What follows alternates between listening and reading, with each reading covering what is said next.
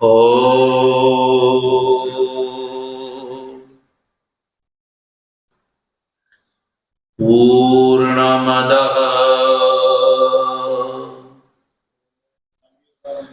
પૂર્ણમિદં પૂર્ણાત પૂર્ણમુદચ્યતે પૂર્ણસ્ય પૂર્ણમાદાય પૂર્ણમેવાવશિષ્યતે. ઓમ શાંતિ શાંતિ શાંતિ. શંકરં શંકરાચાર્યં કેશવં બાદરાયણં સૂત્રભાષ્ય કૃતૌ વંદે ભગવन्तૌ પુનઃ પુનઃ. ઈશ્વરો ગુરુરાત્મેતિ મૂર્તિભેદ વિભાગિને વ્યોમવદ્વ્યાપ્ત દેહાય દક્ષિણામૂર્તયે નમઃ. ઓમ શાંતિ શાંતિ શાંતિ. તત્વ જિજ્ઞાસુ સજ્જનો, ભગવાનની પરમાનુકંપાથી શુક્લ યજુર્વેદીય કાણવ શાખાની ઈશાવાસ્ય ઉપનિષદના શાંકર ભાષ્ય સહિત વિચાર ક્રમાનુસાર 16મા શ્લોકનો આપણે વિચાર કરી રહ્યા છીએ. ગઈકાલે આપણે જાણ્યું કે 15મા શ્લોકથી સમુચ્ચયકારીને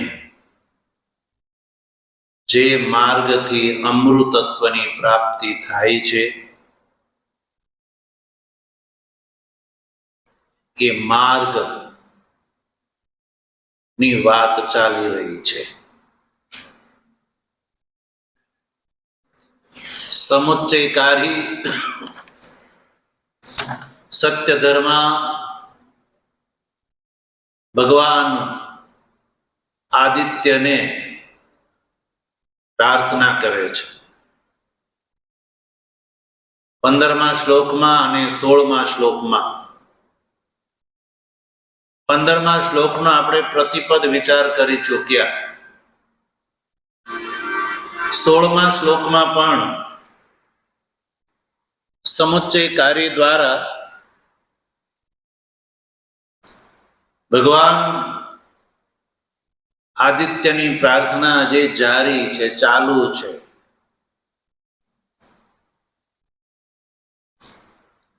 સોળમા શ્લોકમાં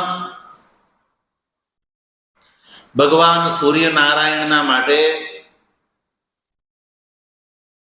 4 સંબોધનનો પ્રયોગ કર્યો. પૂષણ, એકર્ષે, યમા, સૂર્ય અને પ્રાજાપત્ય.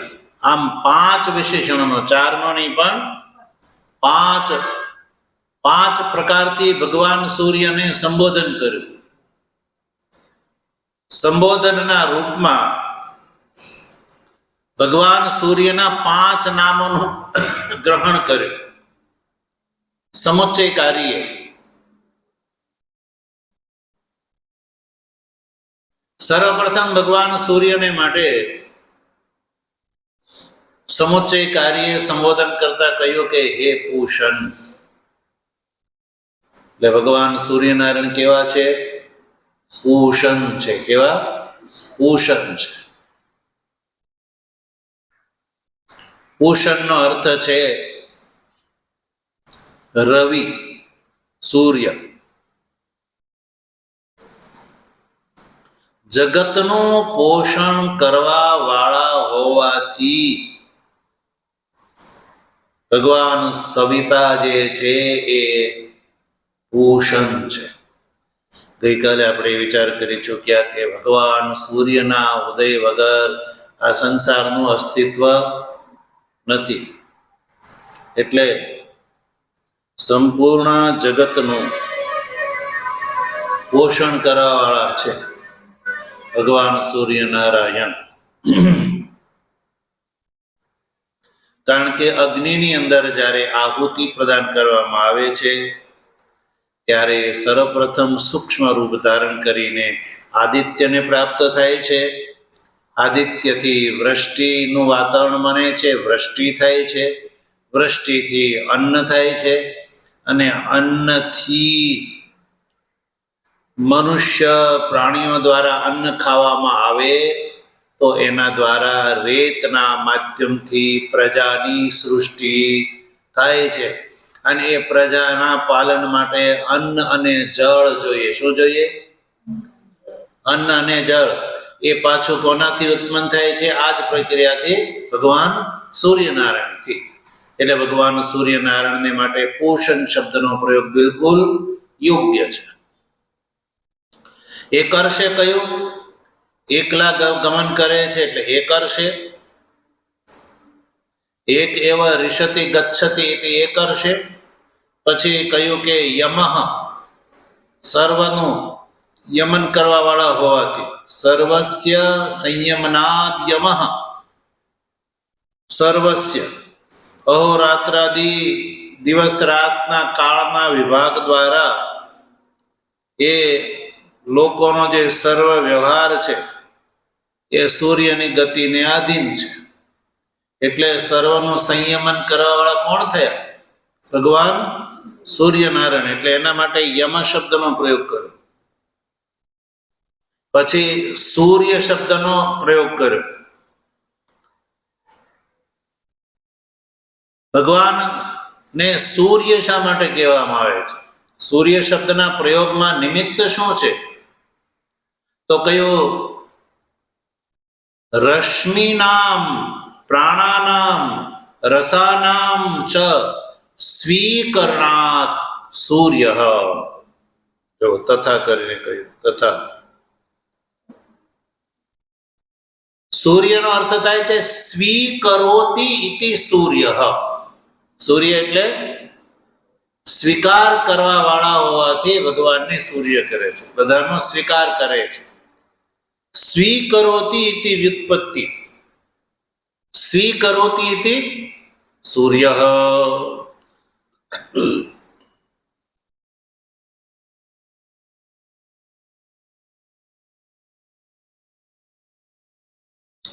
શેનો સ્વીકાર કરે છે ભાઈ? શેનો સ્વીકાર કરે છે? એટલે સ્વીકરોતિ ઇતિ સૂર્ય કહેવામાં આવે છે. તો જો રશ્મિનો, પછી પ્રાણોનો, પછી રસનો. રસાનામ પ્રાણાનામ રશ્મિનામ સ્વીકરણાત. આ ત્રણ વસ્તુનો ભગવાન સૂર્યનારાયણ સ્વીકાર કરે છે. કોનો કોનો? એક તો રશ્મિનો. શેનો? રશ્મિનો. અને પ્રાણનો, અને પછી રસોનો. સ્વીકરોતિ સૂર્ય વ્યુત્પત્તિના આશ્રિત્ય કે છે. તથા રશ્મિનામ ઇત્યાદિના. રશ્મય એટલે મરીચી. કિરણો, સૂર્યની કિરણોને રશ્મિ કહેવામાં આવે છે, મરીચય. પછી પ્રાણાનામ એટલે પ્રાણ શું છે? ચક્ષુરાદિ ઇન્દ્રિયાણી, એ પ્રાણ શબ્દથી ગ્રાહ્ય છે. રશ્મિ પછી રસાશ્ચ, રસા કોણ છે? રસા નામ કહ્યું ને. રશ્મિ પ્રાણ અને રસનો સ્વીકાર કરે છે. તો રશ્મિ એટલે સૂર્યની જે મરીચી કિરણ, પ્રાણ એટલે ચક્ષુરાદિની ઇન્દ્રિયાણી, અને રસ એટલે જલ વગેરે દ્રવ દ્રવ્ય. તમે જો ચોમાસામાં વરસેલું જળ હોય અને તળાવો ભરેલા હોય અને ઉનાળો આવે એટલે બધા સુકાઈ જાય છે. ક્યાં જાય છે એ જળ? એ કોણ એનો સ્વીકાર કરે છે? સૂર્ય ભગવાન. ગરમીથી એ એનો સ્વીકાર કરે છે, પોતાની અંદર એ જમા કરે છે, અને ગરમીમાં સ્વીકાર કરેલો પછી ચોમાસામાં એને વરસાવે છે. બિલકુલ સાયન્ટિફિક વાત છે. અહીંયા કોઈ કાલ્પના યા કૃત્રિમત્વ નથી. વેદાંતની કોઈ પણ વાત કૃત્રિમ નથી, સાયન્ટિફિક છે. કોઈ પણ પ્રકારના સાયન્ટિફિક દ્રષ્ટિકોણથી જો એને ચકાસવામાં આવે, જાંચ કરવામાં આવે, તો આમાં ક્યાંય કોઈ અપ્રામાણ્ય કૃત્રિમત્વ જે છે એ નજરે ચડતું નથી. તો રસા થઈ જલ પ્રમુખ દ્રવ દ્રવ્ય. તો રશ્મિ રસ સ્વીકરણમ વ્યક્તમેવ, રશ્મિનો રસ જે છે સ્વીકાર કરે છે તો વ્યક્ત જ છે, દેખાય જ છે. રશ્મિ રસ સ્વીકરણમ, રશ્મિ અને રસનો સ્વીકાર કરે છે એ તો આપણે જોઈ શકીએ છીએ. રશ્મિ એટલે કિરણો અને રસ એટલે જળ વગેરે સુકાઈ જાય છે. ક્યાં જાય છે? ભગવાન સૂર્યને ખેંચી લે છે. પણ અહીંયા પ્રાણાનામ સ્વીકરણાત એ કયો છે? તો પ્રાણનો સ્વીકરણ કેવી રીતે? એ વાત થોડી વ્યવહારિક નથી લાગતી, વ્યવહારમાં એવું જોવા મળતું નથી. રશ્મિ અને રસનો સ્વીકાર તો ભગવાન સૂર્યનારાયણ કરે છે, પણ ભાષ્યકાર અહીંયા લખે છે પ્રાણાનામ સ્વીકરણાત. પ્રાણાનામ, પ્રાણ શબ્દનો પણ પ્રયોગ કર્યો, અને પ્રાણનો અર્થ છે ચક્ષુરાદિની ઇન્દ્રિયાણી. તો પ્રાણાનામ સ્વીકરણં તો પ્રશ્નોપનિષદિ વક્ષ્યતે. તો ભાઈ ભગવાન સૂર્યનારાયણ પ્રાણોનો પણ સ્વીકાર કરે છે. એ કેવી રીતે? તો કયું? પ્રશ્નોપનિષદિ વક્ષ્યતે. ટિપ્પણીકાર લખે છે કે પ્રાણોનો જે સ્વીકાર ભગવાન સૂર્યનારાયણ કરે છે એ વાત પ્રત્યક્ષ દૃષ્ટ નથી. એ પ્રશ્નોપનિષદની અંદર એ બતાવશે આગળ. પ્રશ્નોપનિષદમાં અથર્વવેદની પ્રશ્નોપનિષદની અંદર એ પ્રસંગ આવે છે.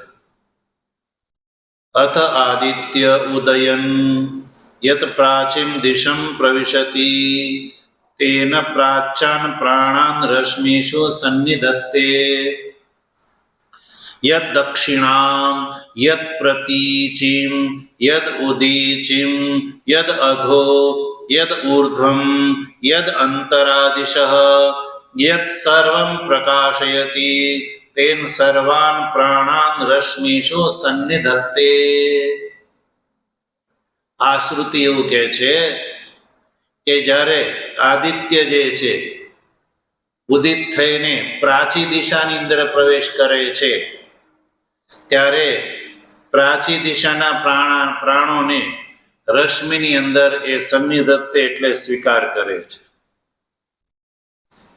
પછી કહ્યું કે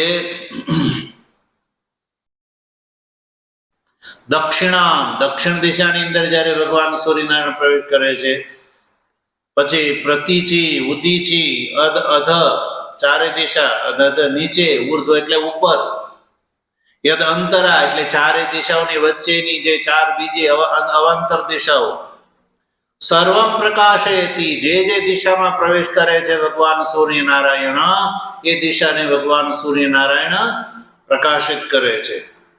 અને પ્રકાશિત કરીને સર્વાન પ્રાણાન રશ્મિષુ સન્નિધત્તે, સર્વ દિશાઓમાં રહેલા પ્રાણને રશ્મિની અંદર એ ભગવાન સૂર્યનારાયણ સ્વીકાર કરે છે.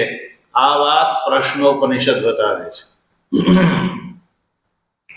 સન્નિધત્યનો અર્થ છે સન્નિવેશયતી,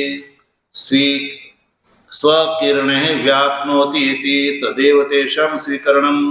પોતાના કિરણથી ભગવાન સૂર્યનારાયણ દશો દિશાની અંદર વ્યાપ્ત થઈ જાય છે. કોઈ દિશા ભગવાન સૂર્યના કિરણ વગર બાકી રહેતી નથી. એ જ સર્વ દિશાના પ્રાણોનું સ્વીકરણ છે.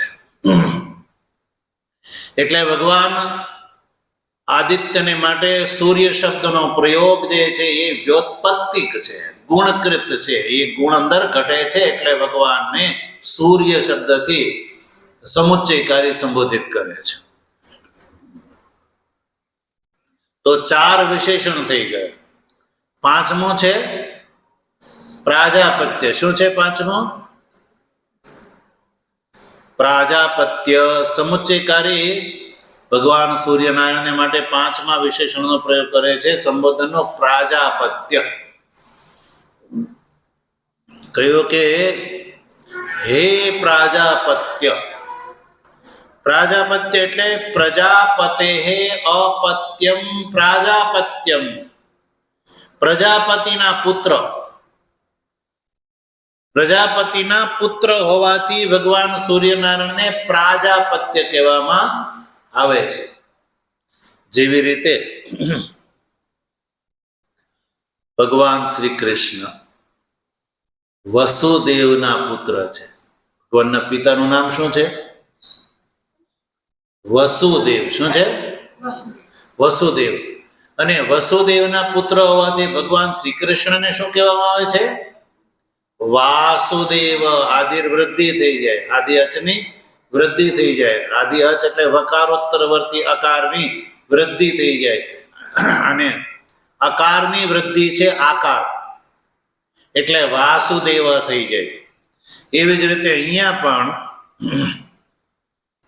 પ્રજાપતે અપત્યમ. અપત્ય અર્થમાં જે છે પ્રત્યય આવતા ઉપસર્ગનો જે ઉત્તરવર્તી જે અકાર છે અચ, એની વૃદ્ધિ થઈ જતા પ્રા થઈ જાય. પ્રની જગ્યાએ પ્રા થઈ જાય. એટલે પ્રજાપતિને બદલે પ્રાજાપત્ય એ શબ્દ થઈ ગયો. પ્રજાપતિના અપત્યમ. અપત્યમ એટલે પુત્ર. પ્રજાપતિના પુત્ર હોવાથી ભગવાન સૂર્યનારાયણ માટે પ્રાજાપત્ય શબ્દનો પ્રયોગ થાય છે. જો વર્તમાન કાળમાં આપણે જોઈએ, અત્યારે આપણે ભારતમાં નામની પરંપરા કેવી રીતે ચાલે છે કે પહેલા પુત્રનું નામ, પછી પિતાનું નામ. જેવી રીતે દેવદત્ત, એ પુત્ર ને એના પિતાનું નામ યજ્ઞદત્ત છે, તો દેવદત્ત, યજ્ઞદત્ત, અને પછી એની અટક આવે દેવદત્ત, યજ્ઞદત્ત, અને આગળ એની જે અટક હોય એ રીતે નામ લખવાની પરંપરા છે. એ જ રીતે સંસ્કૃતમાં જે છે એ રીતે પરંપરા છે. જે પ્રાજાપત્ય શબ્દ જ્યારે સાંભળો તો તરત ખબર પડે કે આ પ્રજાપતિનો પુત્ર છે. પિતાનું નામ જે છે સાથે જોડાણેલું છે. આમાં પ્રજાપતિ જે છે એનો પુત્ર છે, એટલે એને પુત્રને પ્રાજાપત્ય કહેવામાં આવે છે. પિતાનું નામ જોડાયેલું છે. તો પ્રાજાપત્ય શબ્દથી નક્કી થયું કે ભગવાન સૂર્ય છે એ પ્રજાપતિના પુત્ર છે, એટલે પ્રાજાપત્ય શબ્દનો પ્રયોગ કર્યો. તો સજ્જનો, આ રીતે સમુચ્ચયકારી જે છે એણે ભગવાન સૂર્યનારાયણ માટે 4 સંબોધનનો પ્રયોગ કર્યો. કયા કયા 4 વિશેષણ? ભૂષણ, પછી એકર્ષે, પછી યમ, પછી સૂર્ય, પછી પ્રાજાપત્ય. આ 5 જે છે શ્લોકમાં ભગવાન સૂર્યનારાયણના માટે સંબોધન કરે. એટલે 5 વાર સંબોધન કર્યું. 5 વાર સંબોધન કરીને ભગવાન સૂર્યનારાયણને શું કહે છે? રશ્મિન સમૂહ વ્યુહ. આવું કહે છે. કે છે કે હે પૂષણ, હે એકર્ષી, હે યમ, હે સૂર્ય, હે પ્રાજાપત્ય, રશ્મિન સમૂહ વ્યુહ. તમારો આ જે રશ્મિ છે, તમારી જે કિરણો છે, એના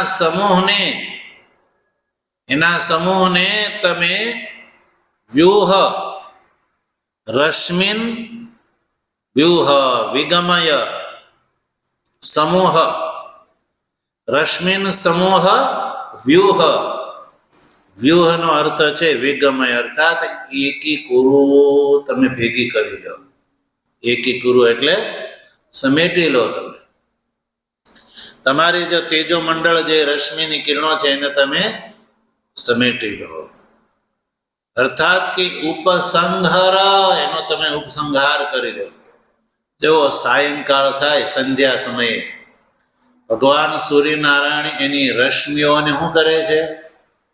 પોતાની અંદર સમેટી લે છે. અને સમેટાયા પછી એકદમ લાલ ઘૂમ ભગવાન સૂર્યનારાયણ જોવા મળે છે. રશ્મિ કિરણો જે સવારે આખા સંસારને જે વ્યાપ્ત કરી રહી હતી મધ્યાહન કાળમાં, તો સાયંકાળે શું કરે છે? બધી કિરણોને સમેટી લે છે. પછી જ્યારે સંધ્યા સમયનો લાલ ઘૂમ સૂર્ય હોય, એને તમે નરી આંખે જોઈ શકો. એને તમને એ વખતે સંતાપ ન હોય, પણ બપોરે જો હોય તો આંખથી જોવો તો જોઈ શકશો, કારણ કે એ વખતે પ્રખર કિરણો એની વ્યાપ્ત હોય છે. અને સાંજે જ્યારે રશ્મિ કિરણોને સમેટી લે છે, ત્યારે લાલ ગુમ સૂર્યને આપણે સીધી નજરે જોઈ શકીએ છીએ, કારણ કે એ વખતે એને રશ્મિ કિરણો છે એ સમેટી લીધેલી છે. તો સમુચ્ચયકારી કહે છે કે વ્યુહ રશ્મિન સમૂહ, વ્યુહ એટલે વિગમય, એકી ભેગી કરી લો. રશ્મિન શ્વાન, પોતાની જે રશ્મિ કિરણો છે એને સમૂહ યાની એકીકુરુ, ઉપસંહાર, એનો તમે ઉપસંહાર કરી લો. જેમ સાયંકાળે ઉપસંહાર કરી લે છે. શેનો? તેજ એટલે તાપક જ્યોતિ. તમારી જે તાપક જ્યોતિ છે તે રશ્મિન સમૂહ વ્યુહ તેજ, એનો તમે ઉપસંહાર કરી લો. શા માટે? કારણ કે તેજોમય મંડળ જે છે એ તમારું કલ્યાણતમ રૂપ નથી, એ આંખથી જોઈ શકાય એવું નથી. એટલે કહે છે કે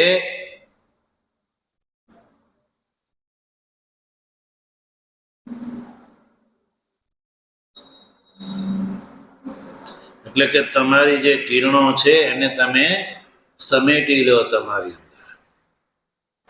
શા માટે આવું સાધક, ઉપાસક શા માટે કહે છે? સમુચ્ચયકારી આવું શા માટે કહે છે? તો કહ્યું કે યત્તે રૂપમ કલ્યાણતમમ તત્તે પશ્યામી, જે તમારું યત્તે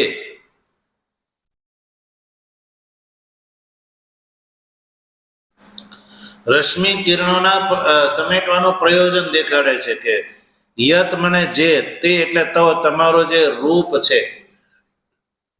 કેવું રૂપ? કલ્યાણતમમ. કલ્યાણતમમ એટલે અત્યંત શોભનમ જે તમારું રૂપ છે.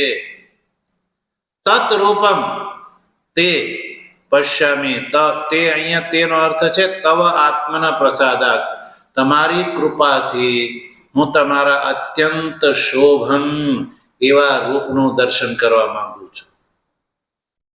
અને આ રશ્મિથી યુક્ત જે તમારું સ્વરૂપ છે એને હું મધ્યાહન કાળના સૂર્યનું દર્શન આપણે થઈ શકે છે, પૂર્ણ રૂપથી થઈ શકે, પણ એનો જે આપણે એની સામે નજર મેળવી શકતા નથી, કારણ કે પ્રખર તેજોમય રૂપ છે. અને સાયંકાળે નજર મિલાવી શકીએ છીએ. તો એ સાયંકાળનું જે સંધ્યાકાળનું રૂપ છે અત્યંત શોભન રૂપ છે. એટલે કહે છે કે યત્તે રૂપમ કલ્યાણતમ એટલે અત્યંત શોભન, તત એટલે એ રૂપ છે, તે પશ્યામી, તે એટલે તવ આત્મના પ્રસાદાત, તમારા કૃપા પ્રસાદથી, તવ આત્મન મને ભવતઃ પ્રસાદાત, પ્રસાદથી એટલે પ્રસન્નતાથી, પશ્યામી પશ્યામી જે છે અહીંયા બહુવચનમાં પશ્યાની લેવાનું છે. પશ્યાની ઇત્યર્થ. એક વચનમાં પશ્યામી તો પશ્યામી હું એને રૂપને હું જોઈ શકું, દર્શન કરી શકું. પછી કયો? યો અસો અસો પુરુષસો અહમસ્મિ. પછી આગળ શું કહે છે જો?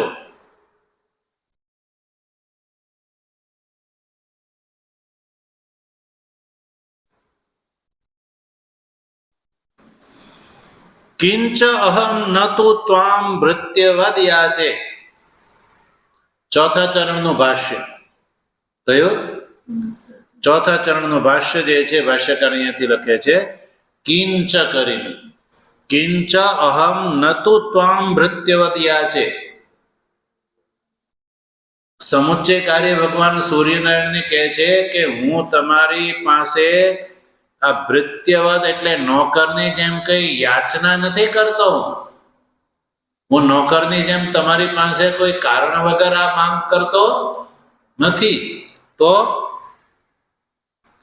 કહ્યું કે મેં તમારી ઉપાસના કરી છે એટલે હું અધિકારી છું, મારો અધિકાર છે. હું એમણે કઈ નોકરની જેમ યાચના નથી કરતો.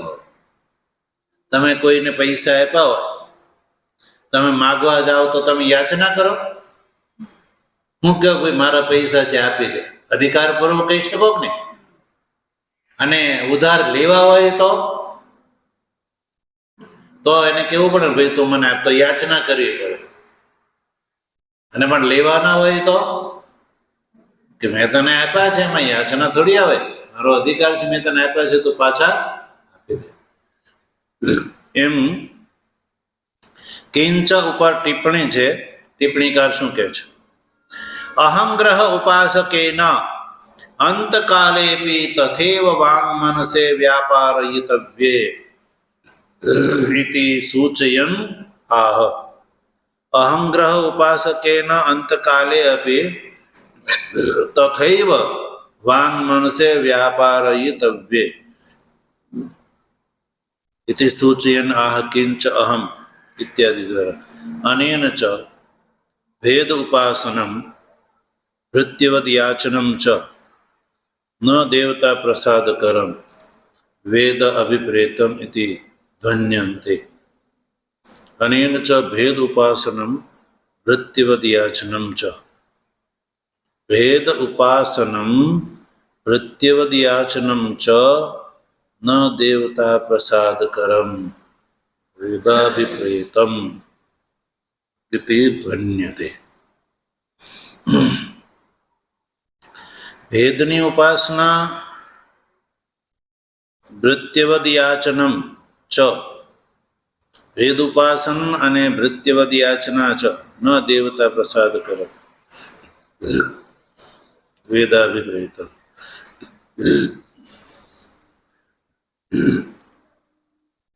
કિંચ અહમ ન તુ ત્વામ ભૃત્યવદ યાચે. સાધક એવું કહે છે, ઉપાસક એવું કહે છે કે કિંચન બીજી વાત એ છે કે હું ભૃત્યવદ ન યાચે, ભૃત્યની જેમ તમારી પાસે યાચના નથી કરતો. સચિન પણ મેં અહંગ્રહ ઉપાસના કરી છે એટલે તમારી સાથે હું એક થવા યોગ્ય છું. એટલે આના દ્વારા ટિપ્પણીકાર એવું કહે છે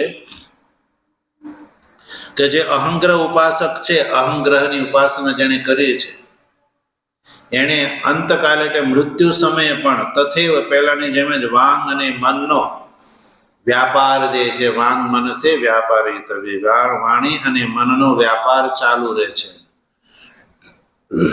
એ સૂચિત કરીને કહે છે કિંચ અહમ ન તુ ભૃત્યવદ યાચે. બીજી વાત એ છે કે અહંગ્રહ એટલે કે અભેદ ઉપાસના. અહંગ્રહ ઉપાસના એટલે અભેદ ઉપાસના. અને એ અભેદ ઉપાસના જે છે એની અંદર સૂર્યથી ઉપાસકનો ભેદ રહેતો નથી. તો પછી આનાથી નક્કી થાય છે કે દેવતાની પ્રસન્નતા જે છે એ અભેદ ઉપાસનાથી છે. શેનાથી? અભેદ ઉપાસનાથી.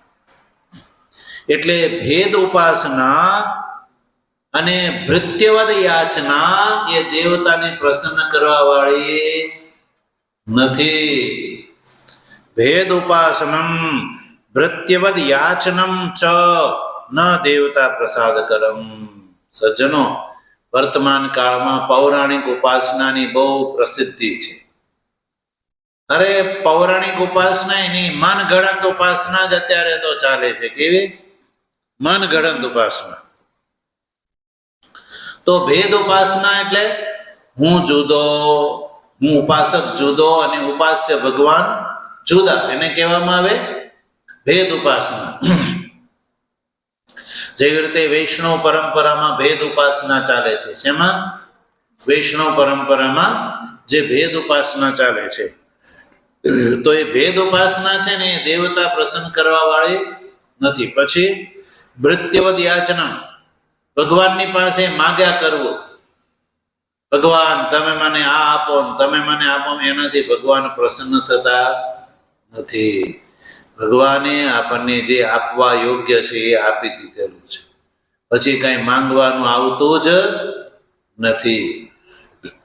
એટલે ભૃત્યવદ યાચનમ ચ ન દેવતા પ્રસાદ કરમ કરમ વેદ અભિપ્રેત. વેદની અભિપ્રેત નથી.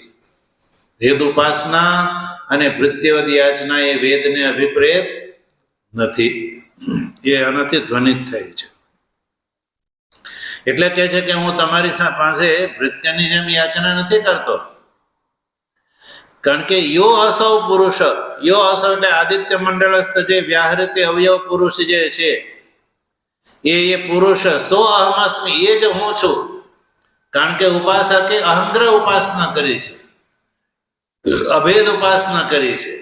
એટલે હિરણ્ય ગર્ભથી ઉપાસક જુદો નથી, એ વાત કરે છે.